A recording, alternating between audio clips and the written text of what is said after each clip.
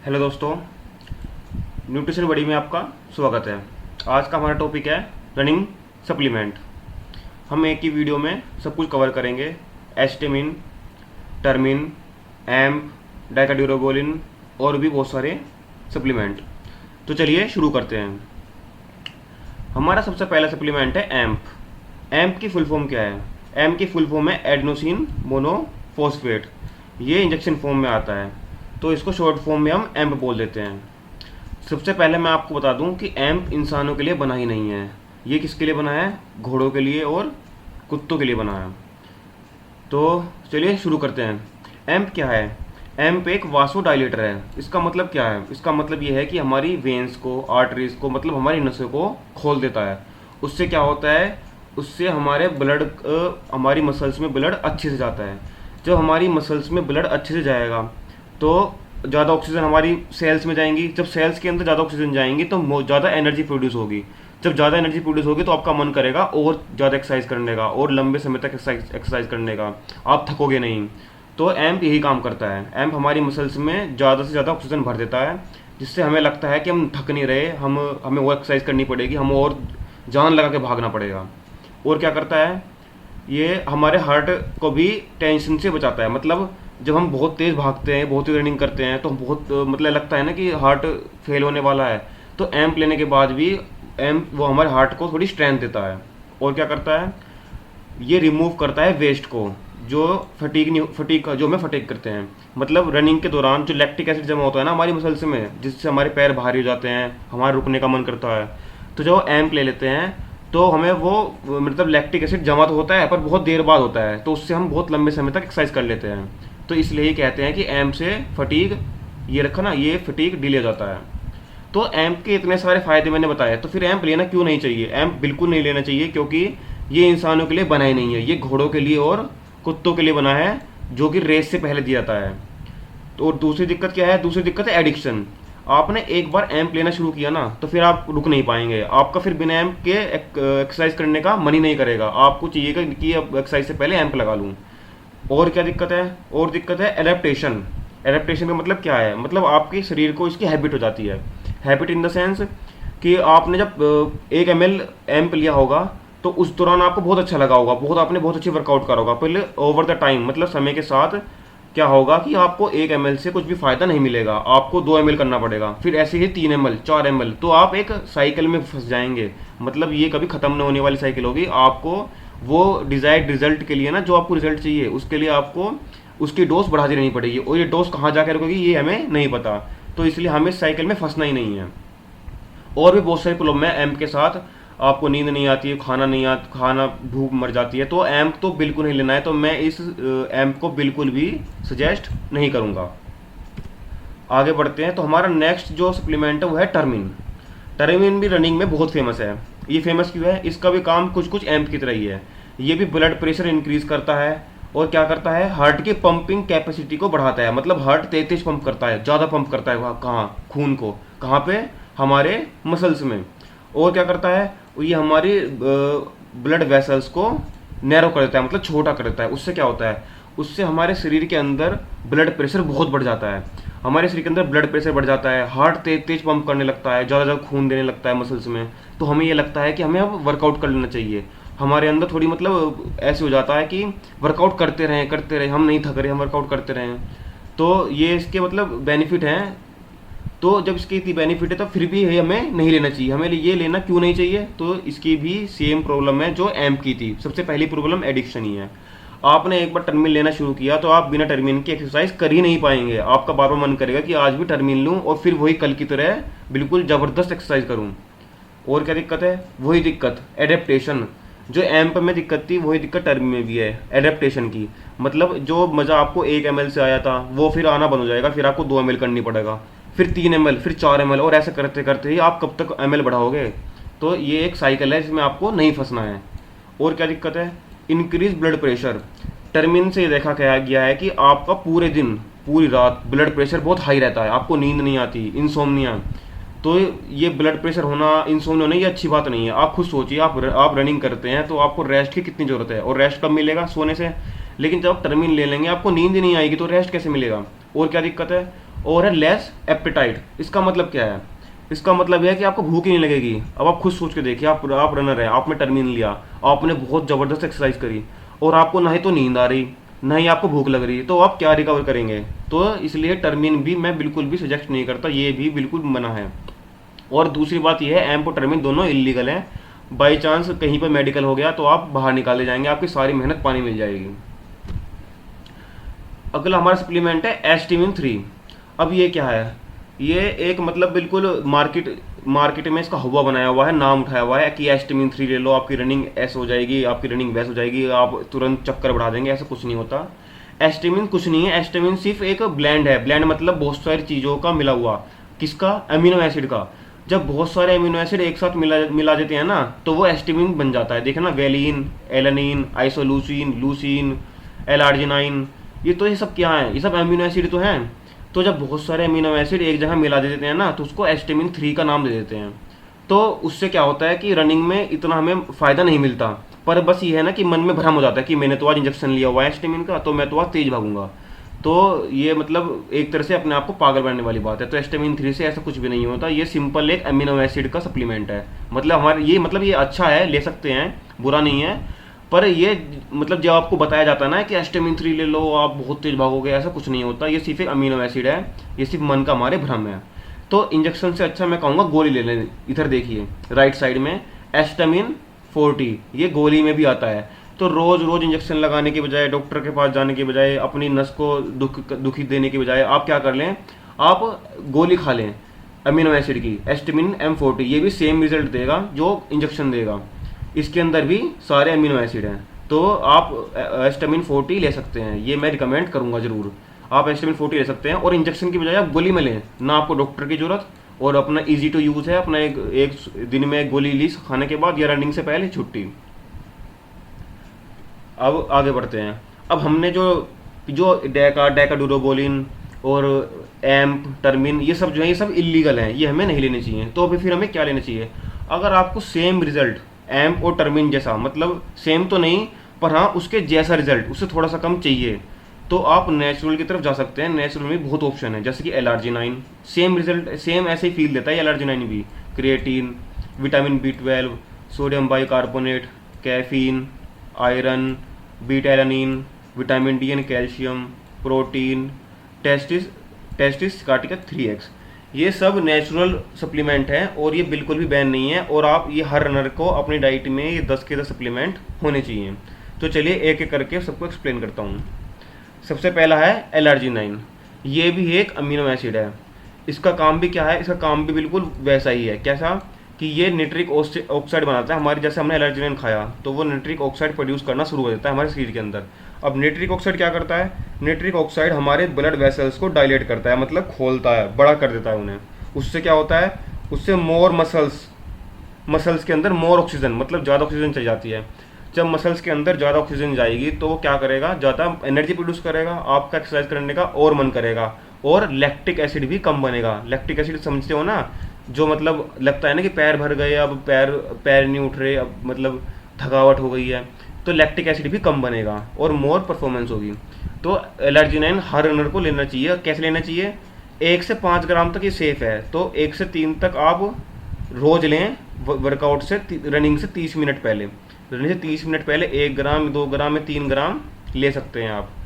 और ये आपके ब्लड वेसल्स को खोल देगा, ज़्यादा से ज़्यादा ऑक्सीजन हमारे मसल्स में जाएगी और ज़्यादा एनर्जी प्रोड्यूस करेगी। दूसरा हमारा नेचुरल सप्लीमेंट है क्रिएटिन। क्रिएटिन भी एक अमीनो एसिड है जो हमारी मसल्स में पाया जाता है, पर यह बहुत ही स्मॉल क्वांटिटी में होता है। जो हमारे ग्रीन वेजिटेबल्स हैं या मीट है, इनमें क्रिएटिन बहुत ही कम अमाउंट में पाया जाता है, इसलिए हम बाहर से सप्लीमेंट के फॉर्म में क्रिएटिन ले सकते हैं। सबसे अच्छा जो क्रिएटिन है ना, क्रिएटिन मोनोहाइड्रेट है। ये सबसे ज़्यादा इसके ऊपर रिसर्च हुई है और ये बहुत ही सेफ है, क्रिएटिन मोनोहाइड्रेट। अब क्रिएटिन को जो हम स्प्रिंटर हैं और लॉन्ग रनर हैं उनके लिए अलग अलग तरह से इस्तेमाल करते हैं। जो स्प्रिंटर हैं, जो मतलब 400 मीटर भागते हैं, 800 मीटर भागते हैं या 1600 भागते हैं, वो क्या करें? वो 3 से 5 ग्राम क्रिएटिन 30 मिनट पहले ले लें वर्कआउट से 30 मिनट पहले। और जो लॉन्ग रनर हैं, जो मैराथन वाले हैं, 5 किलोमीटर वाले हैं, 25 किलोमीटर वाले हैं, 50 किलोमीटर वाले हैं, वो क्या करें, वो 3 से 5 ग्राम आफ्टर वर्कआउट लें, मतलब वर्कआउट से बाद में लें। ऐसा क्यों? ऐसा इसलिए क्योंकि जो स्प्रिंटर हैं उनको चाहिए स्ट्रेंथ, मसल स्ट्रेंथ, तो क्रिएटिन उनको मसल स्ट्रेंथ प्रोवाइड करता है। तो आप रनिंग से पहले क्रिएटिन ले लें, और वो उनको स्पीड भी देता है और एनर्जी भी देता है। और जो लॉन्ग रनर है वो क्या करें, वो क्रिएटिन को वर्कआउट के बाद लें, वो उनकी मसल रिकवरी में काम करेगा। मतलब जो भी मसल लॉन्ग रनिंग के दौरान जो भी मसल ब्रेक डाउन हुई होगी ना, क्रिएटिन उनको जल्दी से जल्दी रिकवर कर देगा, क्योंकि हमारी मसल्स 60 to 70% वाटर से ही बनी होती हैं। तो जब हम क्रिएटिन लेते हैं तो क्रिएटिन क्या करता है, हमारी मसल्स में वाटर होल्ड करता है। उससे क्या होगा, उससे जो हमारी रिकवरी का प्रोसेस होगा ना, वो बहुत फास्ट होगा। तो इसलिए लॉन्ग रनर रनिंग के बाद क्रिएटिन लें, और स्प्रिंटर रनिंग से 30 मिनट पहले क्रिएटिन लें। ओके। अब हमारा तीसरे नंबर का नेचुरल सप्लीमेंट है, वो है विटामिन बी 12। विटामिन बी 12 भी बहुत ज़्यादा फेमस है रनर के बीच में। जो मतलब जो रनर हैं वो ये वाले जो इंजेक्शन दिखा रहा हूँ ना, ये यहाँ पे राइट कॉर्नर में देखिए, जो इंजेक्शन है इसको लेते रहते हैं बार बार बार बार। उन्हें ये बात समझनी चाहिए कि विटामिन बी जो है ये वाटर सोल्यूबल है। वाटर सोल्यूबल मतलब ये हमारे यूरिन में पानी की मतलब हम वाटर पीते हैं ना, तो उसमें ये डिजोल्व होकर यूरिन के थ्रू निकल जाता है। तो बार बार हैवी डोज का इंजेक्शन लेने से कोई फ़ायदा नहीं है, क्योंकि अगर आज तुमने इंजेक्शन लिया और आप सोचते हो कि इंजेक्शन 1 हफ्ते तक चलेगा, तो ऐसा नहीं होगा। जितना हमारी बॉडी को यूज़ करना होगा वो उतना यूज़ करेगा, बाकी सब यूरिन के थ्रू बाहर निकल जाएगा। तो आप इंजेक्शन अवॉइड करके आप क्या करें, आप न्यूरोबिन फोर्ट की गोली ले लें, रोज़ एक गोली। इधर शो कर रखा है ना ऐसे, ये 30 से 40 रुपए का पत्ता मिल जाएगा, और एक पत्ते में 30 के आसपास गोली होती हैं। आप रोज़ एक गोली लें तो ये ज़्यादा बेनिफिट करेगा। अब विटामिन बी 12 से होता क्या है, विटामिन बी 12 से डायरेक्टली हमारी रेड ब्लड सेल कनेक्टेड हैं, लाल रक्त कोशिकाएं। जितना हम विटामिन बी 12 ज़्यादा लेंगे उतना ही अच्छा, मतलब रोज लेंगे उतने ही ज़्यादा रेड ब्लड सेल हमारे शरीर में होंगी है। उस रेड ब्लड सेल से क्या होगा, रेड ब्लड सेल से क्या होगा कि हमारे अंदर ऑक्सीजन कैरिंग कैपेबिलिटी ब्लड की ज़्यादा होगी। तो जितना ज़्यादा ऑक्सीजन हमारे उसमें मसल्स में जाएगा उतना ही हमारे लिए अच्छा है, रनिंग के लिए अच्छा है। अब आप जो वीगन्स है ना, जो वेजिटेरियन है, ऐसा देखा गया है वीगन्स और वेजिटेरियन में सबसे ज़्यादा लो विटामिन बी 12 पाया जाता है, सबसे कम विटामिन बी 12। ऐसा क्यों? क्योंकि ग्रीन वेजिटेबल्स में, दाल में, सब्जियों में विटामिन बी 12 बहुत कम होता है। और जो सबसे ज़्यादा विटामिन बी 12 कहाँ होता है, सबसे ज़्यादा विटामिन बी 12 नॉन वेज में, मीट मच्छी इन सब में, चिकन में। लेकिन जो वेजिटेरियंस हैं वो पक्का ज़रूर एक टैबलेट न्यूरोबिन फोर्ट की ज़रूर लें, ठीक है। अब साइंस ऑफ डेफिशिएंसी का है, मतलब आपको कैसे पता लगेगा कि आपके अंदर विटामिन बी 12 की कमी है। अगर आप एक्सट्रीम टायर्डनेस फील करते हो, मतलब गिरा गिरा फील करते हो, फटीग जल्दी होता है और रनिंग के दौरान मतलब बहुत जल्दी थक जाते हो, वीक मसल्स, मतलब आपको लगता हो कि आपके पैरों में जान नहीं है, या फिर लो एनर्जी स्टोर्स, मतलब आप तुरंत 2-3 चक्कर बाद थक जाते हैं, तो आप समझ जाइए कि आपके शरीर के अंदर विटामिन बी 12 की कमी है। तो आप क्या करें, आप रोज एक न्यूरोबिन फोर्ट की गोली लें। इंजेक्शन भी ले सकते हैं, ऐसी कोई मतलब गलत नहीं है इंजेक्शन लेना, पर वह वही बात है ना कि इंजेक्शन क्यों लेना रोज रोज, जब आपके पास गोली का ऑप्शन है। इजी टू यूज है, आप रोज एक गोली लें, खाना खाने के बाद या खाना खाने से पहले, जैसा आपको अच्छा लगे, या रनिंग से पहले। फोर्थ हमारा नेचुरल सप्लीमेंट है आयरन। आयरन भी एक बहुत इंपॉर्टेंट न्यूट्रिएंट है रनिंग के लिए, क्योंकि जैसे कि हमने कहा था ना, जो हमारी सेल्स जो ऑक्सीजन कैरी करती हैं वो आयरन पे, हीमोग्लोबिन का नाम सुना है आपने, हीमोग्लोबिन। तो हीमोग्लोबिन जो बनता है वो आयरन से ही बनता है। तो जिसके अंदर भी ज़्यादा लो लेवल ऑफ आयरन होगा उसके अंदर ही फ्लूअर रेड ब्लड सेल होंगे, मतलब उसके अंदर उतना ही कम रेड ब्लड सेल होंगे और उतना ही वो कम ऑक्सीजन फिर कैरी कर पाएगा। मतलब जितने आपके शरीर के अंदर कम आयरन होगा उतना ही कम रेड ब्लड सेल और उतनी ही कम ऑक्सीजन, और जितनी कम ऑक्सीजन उससे क्या होगा, उससे ही आप जल्दी थक जाएंगे, आपको जल्दी सांस चढ़ जाएगा, क्योंकि सेल्स के अंदर ऑक्सीजन नहीं होगा। तो ऐसा पाया गया है कि इंडियंस में 50% फीमेल्स में और 30% मेल्स में आयरन की डेफिशिएंसी है।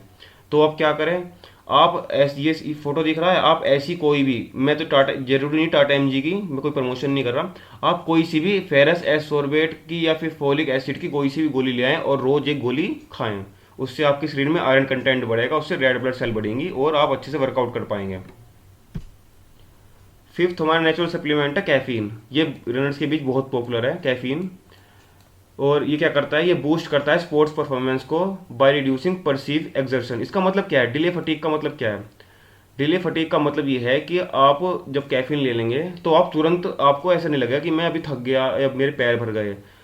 आप अच्छे से वर्कआउट कर पाएंगे, खूब आप तसल्ली से वर्कआउट करेंगे, उसके बाद आपको लगेगा कि हाँ भाई अब मेरा, जब आपको लगेगा कि मैं अच्छे से वर्कआउट मैंने कर लिया, जब तक कैफीन का असर रहेगा आप खूब अच्छे से वर्कआउट कर पाएंगे। इससे और क्या होता है, इससे इंक्रीज होता है एंडोर्फिन रिलीज। एंडोर्फिन रिलीज क्या होता है, एक सिंपल सी बात समझिए, जब आपको चोट लगती है ना तो आपका शरीर एक हार्मोन रिलीज करता है एंडोर्फिन। उससे क्या होता है कि जिससे कि आपको दर्द कम हो। तो कैफीन भी यही करता है, जब आप कैफीन ले लेते हैं तो आपका शरीर जो है एंडोर्फिन रिलीज करता है। उससे क्या होता है, उससे आपको दर्द कम महसूस होता है रनिंग के दौरान। और क्या करता है caffeine, mobilising fat for energy and sparing glycogen.